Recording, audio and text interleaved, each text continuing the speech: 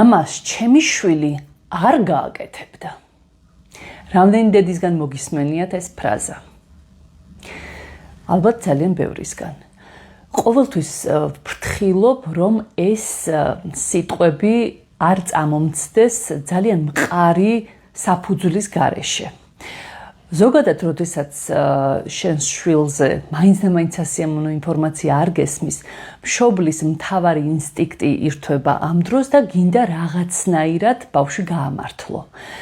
მაგრამ ამან არ უნდა მიგვიყვანოს ალბათ მის დათვურ სამსახურამდე.